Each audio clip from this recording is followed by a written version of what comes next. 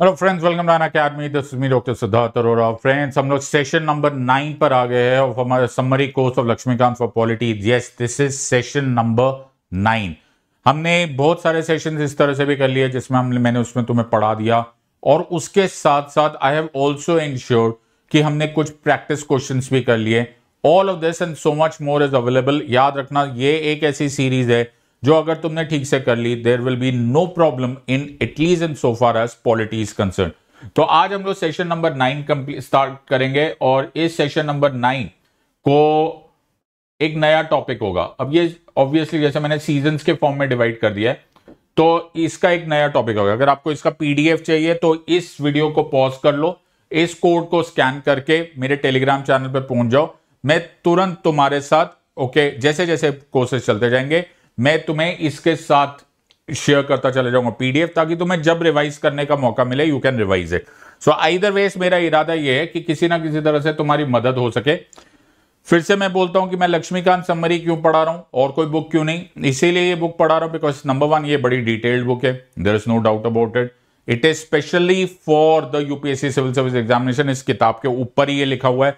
And तीसरा, that we are used to reading books. किताबें पढ़ने का हमको एक आदत सी हुई पड़ी है, विच ऑब्वियसली विल हेल्प। हर ट्यूसडे, थर्सडे, सैटरडे, और ये हर सेशन में you have not missed even a single session. God is kind to us. मैंने एक भी सेशन नहीं मिस किया है all this while. Make sure कि आप इसी तरह से अटेंड करते जाओ और नोट्स बनाते जाओ, तुम्हारा फायदा होता जाएगा। और अपने दोस्तों दुश्मनों को बता दो कि पढ़ते कैसे है पॉलिटी, तो तुम्हें मालूम होना चाहिए। This is no time pass. मेरा एक ही मिशन है, ओनली स्टडी। तो मेरा एक ही मिशन होगा, ओनली स्टडी। मेरे पास कोई टाइम नहीं है। I don't have the patience for time pass कि मैं तुम्हें बैठ के मनोहर कहानियां सुनाऊंगा। सॉरी, मैं यहां पर पढ़ाने के लिए आया हूं और तुम यहां पर पढ़ने के लिए आए हो। अगर आपका इरादा केवल स्टडी का है, मेक श्योर दैट आप मेरी क्लासेस भी अटेंड कर सको। सो मैंने एक नया सेशन, एक नई सीरीज निकाली है which is NCERT based polity. यहां पर जो बिल्कुल कुछ भी नहीं आता ना तुमको, एब्सोल्युटली जीरो आता है ना, उसके बाद भी मैं तुमको बिल्कुल नीचे से, जीरो से हीरो की तरफ एटलीस्ट रवानगी स्टार्ट तो हो जाएगी। At least the journey will start. So उसके तुरंत बाद एक एडवांस कोर्स आ जाएगा। अगर आप ज्वाइन करना चाहते हो तो फटाफट हमको ज्वाइन कर लो। और अभी एक्चुअली एक बहुत ही सॉलिड ऑफर चल रहा है, इस ऑफर का फायदा उठाओ। सो अन अकेडमी ने इंडिपेंडेंस डे की सेलिब्रेशन के तहत हमने एक सॉलिड ऑफर लाया है, दैट इज 24,999 पर आपको ये ऑफर मिल रहा है। और नए कोर्सेज आए जा रहे हैं, ऐसा मौका जाने मत दो। आप अन अकेडमी की वेबसाइट पे जाओ, वहां पर यूज करो सिडलाइव, SIDLIVE, ये मेरा कोड यूज करो and you should be able to join this. मेरे ख्याल से इससे सस्ता और इससे ज्यादा, सस्ता तो बड़ा ही अजीब सा वर्ड होता है, very reasonable, very value oriented. आप अगर सिडलाइव कोर्स यूज करोगे तो मुझे आपको वेलकम करने का, स्वागत करने का मौका मिलेगा। आज हम सेशन नंबर 9 कर रहे हैं और session number 9 is union and its territory.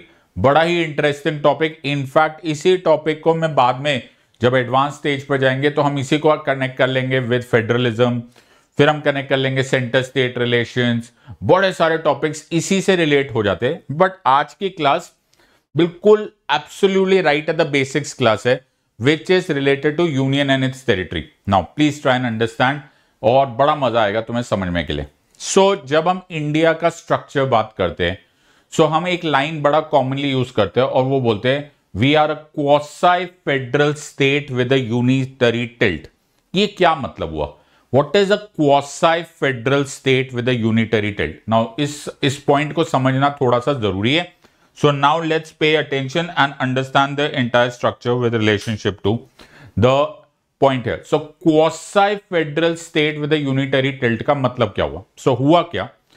So जब ब्रिटिशर्स इंडिया को छोड़ के चले गए, जब ब्रिटिशर्स चले गए तो अब देखो यार, इतनी बड़ी कंट्री है, इस कंट्री को मैनेज तो करना है। तो इतनी बड़ी कंट्री को हमने एक टेम्पररी अरेंजमेंट में डिवाइड किया हुआ था। किसमें किया हुआ था? टेम्पररी अरेंजमेंट में। और वो जो टेम्पररी अरेंजमेंट थी, राइट, तो जब इंडिपेंडेंस हुआ तो जो टेम्पररी अरेंजमेंट थी उसमें हम लोग 4 डिफरेंट टाइप्स ऑफ स्टेट्स में डिवाइडेड थे। अभी के लिए तुम चाहे तो ना भी याद करो, थोड़ा थोड़ा आइडिया ले लो। प्लीज याद रखना ये टेम्पररी अरेंजमेंट थी। एक था पार्ट ए स्टेट्स, दिखाई दे रहा होगा, part B states, part C states और पार्ट डी स्टेट्स। तो इंडिया एक टेम्पररी अरेंजमेंट के तहत डिवाइडेड थी। अब कोई भी बड़ी कंट्री होती है उसको डिवाइड तो करना पड़ता है ना, ताकि मैनेज कैसे किया जाएगा। सो पार्ट ए स्टेट्स वो स्टेट्स थे जो ब्रिटिश के टाइम पर गवर्नर्स प्रोविंसेस थे, यानी कि जो आम राज्य प्रोविंसेस थे, तो उनको गवर्नर्स प्रोविंसेस बोलते थे। जैसे आसाम था, बिहार था, दोस यूनाइटेड प्रोविंसेस, प्रेसिडेंसीज, ये जितनी थी ये सारी के सारी ग्रुप पार्ट ए स्टेट्स थे। तो वो जो उस टाइम पे ब्रिटिश वाले थे ना, उनको यहां पर हमने नाम दे दिया पार्ट ए स्टेट्स। उस टाइम पर जो रजवाड़े हुआ करते थे, जो प्रिंसली स्टेट्स होते थे, उनको हमने यहां पर आजादी के बाद हमने उनको नाम दे दिया पार्ट बी स्टेट्स। तो जितने भी रजवाड़े वगैरह थे, जो भी राजाओं के अंडर थे, be it Hyderabad, be it Mysore etcetera, उसको उठाकर हमने पार्ट बी बोल दिया। जो ब्रिटिश के जमाने में चीफ कमिश्नर्स प्रोविंसेस थे, उनको हमारे यहां पर आजादी के बाद नाम मिल गया पार्ट सी स्टेट्स। जैसे Delhi for that matter, Delhi को पार्ट सी स्टेट में कैटेगरी में डाला गया, यह आजादी के तुरंत बाद की बात है। और पार्ट डी स्टेट में केवल एक था, अंडमान एंड निकोबार आइलैंड्स। कभी कभी यूपीएससी ऐसा भी क्वेश्चन पूछती है। What is the point to remember? The point that I want to bring across कि this was a temporary arrangement. So here's the thing, India को डिवाइड करके मैनेज करना था, लेकिन this was still a temporary arrangement. This is more or less an offshoot of what Britishers left us with, and then we divided and we brought it to this condition of part A, part B, part C and part D states. तो हमारा first schedule of the constitution में 4 तरह के अलग अलग states mentioned थे, part A, part B, part C and part D. Now so coming forward, so now we come back to this point and now we are understanding कि sir ये तो temporary arrangement थी, right? Sooner और later we would have to finally come to a conclusion or we have to finally come to what is called as a permanent arrangement. लेकिन बेटा ये इतना आसान क्वेश्चन था नहीं। So now the point here is that how will we divide India now? Part A, part B, part C, part D, temporary arrangement britisher से लिया, बना दिया, लेकिन मैं अब कैसे राज्य बनाऊं? इन अदर वर्ड्स, मैं रीऑर्गेनाइजेशन कैसे करूं? वर्ड क्या बोला मैंने बोला रीऑर्गेनाइजेशन, पुनर्गठन कैसे करूं, right? So the word is not organisation, the word is reorganisation. Mark the words. So here's the thing, organisation नहीं है, ऑर्गेनाइजेशन पहले से ही थी, रीऑर्गेनाइजेशन, परमानेंट अरेंजमेंट करनी है, correct? So let's get back to this part. अब तुम्हारे भी मन में थोड़ी देर के लिए खुद कोई गवर्नमेंट समझ लो कि जी किस बेसिस पे किया जाए। Now if we go back to that point in time जब फ्रीडम स्ट्रगल चल रहा था, at that point in time the Congress, in fact unanimous फैसला ये था, सर्वसम्मति से फैसला ये था, everybody thought कि यार हमको ना लैंग्वेज के बेसिस पे जब भी देश आजाद होगा, as and when it will happen, whenever it will happen, it will be divided on the basis of language, linguistic basis। Word क्या था? linguistic states बनेंगे। ये डिमांड बहुत पुराना था, राइट? इनफैक्ट डिमांड की तो बात ही नहीं है, everyone was on the same page, everyone agreed कि यार जब भी बनेंगे states, it will be divided on the basis of language, linguistic basis बनेंगे। कांग्रेस के बहुत सारे रेजोल्यूशंस में यही वर्ड उठा हुआ था, there was no ifs and buts about it. लेकिन वक्त के साथ कुछ हालात बदल गए, something that nobody had seen coming. What was that? So nobody had seen coming was that soon after independence, हमें इंडिपेंडेंस ऐसे तो बड़े स्ट्रगल के बाद मिली, लेकिन उस जो इंडिपेंडेंस की खुशी थी उसके साथ एक बहुत बड़ा गम भी था, because it was a blood stained partition that paralleled और that was happening while we were celebrating independence। उस टाइम पर एक ब्लडी सिविल वॉर हो रहा था जिसको ब्रिटिशर्स ने पार्टीशन नाम दे दिया। By no stretch of imagination was it a partition. Partition is a very legal word, it was actually a bloody partition, जिसमें भाई ने भाई को, दोस्त ने दोस्त को, रिश्तेदार ने रिश्तेदार को मरते हुए देखा। और इन द पाकिस्तान का जब डिवीजन बना तो बोला जाता है करीब करीब 1.5 मिलियन, 15 लाख से ज्यादा लोग in West Punjab and East Bengal पर एक दूसरे पर राइट्स थे। Now please understand, this was a very major event. इस इवेंट से ब्रिटिशर्स अपने आप को किसी भी हाथ में रिक्यूज नहीं कर सकते. They should say sorry because and they should pay reparations because ये बहुत ही बड़ा एक ह्यूमन राइट इवेंट था. राइट, लेकिन ब्रिटिशर्स बड़े बेशर्मी से उन्होंने ये करके चला गए. सो तभी फैज ने बोला था कि ये दाग दाग उजाला, ये शब गजीदा शहर था इंतजार जिसका, ये वो शहर तो नहीं. In other words, कि this was not the day that we were waiting, which was a very blood-stained part. Coming back to where we were. So here's the thing. So the point was कि हम लोगों ने realize किया कि यार linguistic basis all through this period हम language के ऊपर fixed थे, and we were very sure कि we will divide the states on the basis of language. But किसी को मालूम नहीं था this political discourse will change because of this big event, alright? और ये इवेंट से सारे उस टाइम के जो पावर्स, दोस्त पावर्स टू बी, जो गवर्नमेंट थी, वो घबरा गए. वो बोले नहीं यार, कहीं ऐसा तो नहीं हो जाएगा कि लैंग्वेज के बेसिस पे डिवाइड करने की वजह से कहीं और अलगाव तो नहीं हो जाएगा, कहीं और अलग होने का तो नहीं लोगों का मन का ख्याल आने लग जाएगा, कहीं सेपरेटिज्म तो नहीं स्टार्ट हो जाएगा, बाल्कनाइजेशन तो नहीं स्टार्ट हो जाएगा. So everybody developed cold feet, right? बोले यार, we don't know, right? कि are we thinking in the correct direction or not? Because earlier it was a different issue. Today it's a different issue. Now I don't subscribe to either point of view. I'm just stating the facts. मैं इस time पर none of this की मैं बात कर रहा हूँ, because I'm for the time being an educator, not a lawyer.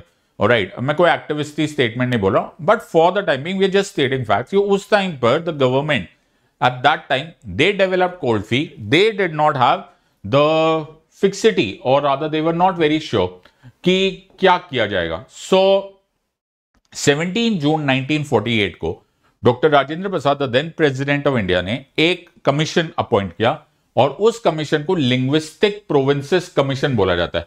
Linguistic provinces commission, जिसको धर कमीशन बोला गया, उस धर कमीशन को यह काम सौंप दिया गया और उनको बोला गया कि साहब आप बताइए, राइट, आप कमीशन हो, आप इस पर बताइए कि आपका क्या विचार है. आप इन्वेस्टिगेट कीजिए, आप सोचिए समझिए, सारे रिसर्च कीजिए, और आप बताइए कि शुड वी और should we not have language के बेसिस पर स्टेट्स. राज्य क्या भाषा के स्टेट पर बनाए जाए, बेसिस पर बनाए जाए या नहीं बनाए जाए. The linguistic provinces commission after due deliberation finally came to the conclusion, answer is no. What? No. They said no, right? They said no. Under no circumstances आपको भाषा के तौर पर, भाषा के बेसिस पर, भाषा के पर आधार पर आपको राज्य नहीं बनाना चाहिए. So you can look at the board. It says Linguistic Provinces Commission, also known as Dhar Commission, which was appointed by the government on June 17, 1948. The recommendation of the Constituent Assembly considered it inadvisable to reorganize the province mainly on linguistic basis. उल्टा इन्होंने बोला कि geography के basis पर, finance के basis पर, administration convenience और भविष्य को में कैपेसिटी में ये डेवलप कर सकते हैं कि नहीं, इसके बेसिस पे बनाया जाए. या लिंग्विस्टिक प्रोविंसेस कमीशन ने अपना काम कर दिया. लेकिन बात भूलने वाली बात ये नहीं है, याद रखने वाली बात है that if we go back in time, for the longest time the only thought जो सबके मन में था कि लैंग्वेज के बेसिस पर ही राज्य बनेंगे. सो जैसे ही ये बात सुनने में आई कि धर कमीशन ने नो बोल दिया, and everybody thought that the next step would be that कि मनाही हो जाने वाला है. So there was major political backlash on this. और वो जो पॉलिटिकल बैकलैश होते हैं, अब जब पॉलिटिकल बैकलैश होते हैं, जब पब्लिक डिमांड करने लगते हैं, तो सरकार को कुछ ना कुछ स्टेप लेना पड़ता है. सो लिंग्विस्टिक प्रोविंसेस कमीशन की ये रिकमेंडेशन होने के बावजूद एक और कमीशन या एक और रिपोर्ट बनाई गई. इस रिपोर्ट का नाम बनाया गया जेवीपी रिपोर्ट. तो जैसे ही वो जेवीपी रिपोर्ट, अच्छा जेवीपी में जे कौन है? जेवीपी में J is Jawaharlal Nehru, V Sardar Vallabhbhai Patel, and P is Pattabhi Sitaramayya. So Pattabhi Sitaramayya, in other words, in actual, I should bring to this notice that Constituent Assembly में पोत्ताभी सीतारमैया साहब ने बोला था कि सबसे जरूरी काम ये है. So he was really in the favor of linguistic basis. Either ways, democratically जब आप फैसला करते हो तो आपको जनता की सुननी पड़ती है. जेवीपी कमिटी जब बैठी तो linguistic provinces commission already know बोल चुका था, लेकिन जेवीपी कमिटी इतना वेहेमेंटली नो नहीं बोल रहे. उन्होंने इसको आधा दरवाजा खुला रखा, आधा बंद किया. उन्होंने बोला अभी के लिए क्या मैंने बोला?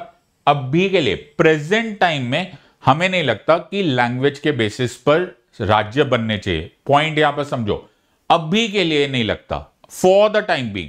सो फॉर द टाइम बीइंग इसको नहीं करते, लेकिन if you read it, if the public sentiment is insistent and overwhelming, we as democrats have to submit it. In other words बोले कि अगर उसके बावजूद जनता की आवाज बुलंद रही, डिमांड आते रहे, तो हम तो भैया प्रजातंत्र है, तो फिर हमें हो सकता है आगे मानना पड़े, लेकिन for now let's not say yes to this. So please pay attention to the earlier one. Linguistic provinces commission ने बिल्कुल नो बोल दिया था, इन्होंने आधा हां आधा ना बोल दिया। जैसे ये आधा हां आधा ना हुआ, जनता में और रोष हो गया और मैसिव ऑपोजिशन होने लगा। चारों तरफ से ऐसे भी डिमांड्स बहुत थी। तो एक कार्टून है, I like to show that cartoon to you. So this cartoon shows very well, Shankar का ये बहुत अच्छा कार्टून है।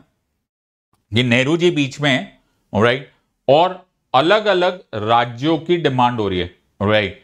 तो ये बड़ा इंपॉर्टेंट है। सो स्ट्रगल फॉर सर्वाइवल, ये 26 जुलाई 1953 का कार्टून है। कभी कभी कहते हैं ना, पिक्चर इज वर्थ 1000 वर्ड्स, वो सब कुछ दिखा देता है। तो महागुजरात की डिमांड हो रही है, संयुक्त कर्नाटका की डिमांड हो रही है, बृहन महाराष्ट्र की डिमांड हो रही है, विशाल आंध्रा की डिमांड हो रही है, and so on and so fourth. So there were quite a few demands with relationship to all of this, and this is what was now weighing heavy on the government. And किसी को idea तो हुआ नहीं, idea ये नहीं हुआ कि ये बात बिल्कुल चेंज होने वाली है। So specially for a separate Telugu state, एक अलग तेलुगु स्टेट के लिए डिमांड सही मायनों में बहुत ज्यादा स्ट्रांग होगी। और श्री रामुलु जो वहां पर एक बड़े कैरिज्मेटिक लीडर थे, जब वो सेपरेट तेलुगु स्टेट के डिमांड कर रहे थे, तो वो आमरण अनशन पे बैठ गए। और आपको बड़ा ही शॉकिंग लगेगा कि he was there on a fast unto death for 56 days. 56 दिन के बाद उनकी मृत्यु हो गई। नाउ जब उनकी डेथ हो गई, तो उस ऑपोजिशन में वायलेंस एंटर हो गई। इन अदर वर्ड्स, वो बहुत ही ज्यादा उत्तेजित हो गई वहां पर जनता, और नेहरू जी के पास अब कोई चॉइस नहीं रही। सो नेहरू जी सेड कि नो यार, we have to quell this kind of no anger, and Nehru ji finally conceded. So in 1953, if you read the newspaper, I'll show you the newspaper. So it says the first linguistic state was established. New chapter opens in the history of Andhra. So this was the big day, और October 1st 1953 को पहली बार सरकार ने हाँ बोल दिया, और एक सेपरेट आंध्रा स्टेट बना on the basis of Telugu, in the words of Telugu language. तो क्या हो गया सर? वही वाली बात जो शुरू हुई थी, जो लिंग्विस्टिक प्रोविंसेस कमीशन ने नो बोला था, जेवीबी कमेटी ने हां या ना बोला था, और इसका दरवाजा खुल चुका। जब पहला स्टेट बन गया, तो हुज टू से कि नेक्स्ट नहीं बनेगा, और नेक्स्ट टू नेक्स्ट नहीं बनेगा। So the government said enough done, now that we have already open the gate for one, might as well open the gate for the others also. So here's the thing, so ये सरकार का फैसला अभी तक नहीं हुआ था, the सरकार का as in the constitutional change अभी नहीं हुआ था, सरकार का फैसला हो चुका था। सो एक चेंज लाना जरूरी था in the form of law.